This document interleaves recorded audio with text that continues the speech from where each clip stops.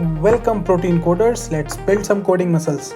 Today we're going to solve a problem, grid unique paths. It's available on Leetcode. It's problem number 62. And we are also starting our topic DP on grids. Now, what given in the problem is, we have given a 2D grid, okay, of size m cross n, and a robo is at starting point 0, 0, and he wants to go to the ending point m minus 1, n minus 1. What we need to count is all the possible ways by which he can reach from starting point to ending point, okay, and he can only move in rightwards and downwards direction, okay.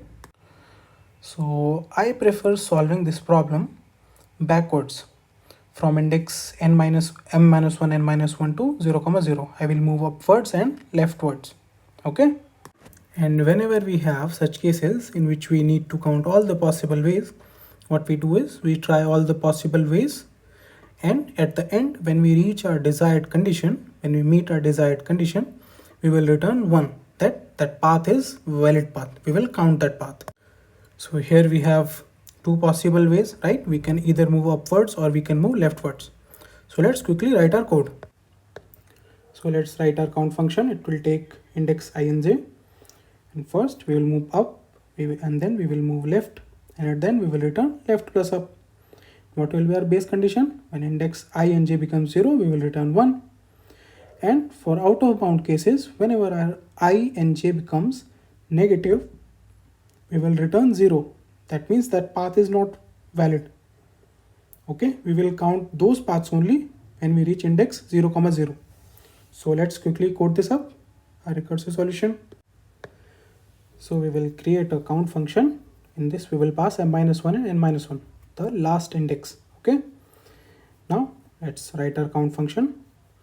First we will move up, and then we will move left, and at the end we will return left plus up. And what will the base case? When I and j become 0. And one condition more, for out of bound cases we will return 0. Let's quickly submit this and see if we can pass all the test cases. Yes, we passed example test cases, but yes, as we expected, we got TLE. Okay, so we need to memorize our recursive solution. So if you observe, our I value can go from m minus 1 to 0 and j from n minus 1 to 0. So we have two variables, right? And therefore we need to define a 2D vector of size m cross n. So let's define our dp vector of size m cross n, and let's pass this dp vector everywhere in our code, in our function, also in our count function, also in our recursive calls also. At the end, before returning, we will store the value in our dp, right? And one more check, an early return condition, if dpij is not minus 1, we will return dpij, and that's it. Let's quickly submit this and see. And yes, congratulations, we have passed all the test cases. Now in an interview this can also be sufficient, but let's see how to write tabulation for this, okay. So we have our dp vector, and for any dpij, what this represents is, it represents all the possible ways to reach this index ij from index 0, 0, right? And we know that dp of 0, 0 is 1. What I mean is the number of ways to reach 0, 0 from 0, 0. It will be 1 only, right? In memoization, we have moved from the last indices m minus 1, n minus 1 to 0, 0. So in tabulation, we will move reverse. It's bottom up, right? So we will move from 0, 0 to m minus 1, n minus 1. And at the end, our answer will be stored at dp m minus 1, n minus 1. Okay. So let's write our tabulation code. Let's define our function. First, we will make our dp vector, define our dp vector, and dp of 0, 0 will be 1. Okay. Now, for every I, we have to move j, right? So we have two for loops, and let's just copy the recursive solution here from the memoization, and wherever there is a function call, let's replace it with the dp. Okay. At the end, we will return dp of m minus 1 and n minus 1. Okay, so let's quickly code this up. Let's define our dp vector, and dp of 0, 0 will be 1.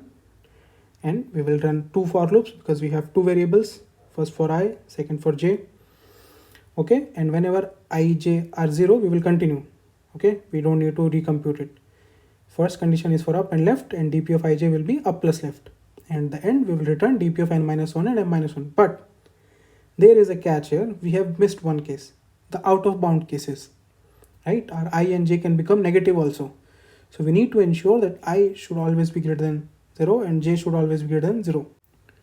Let's quickly edit in our code also, and let's submit.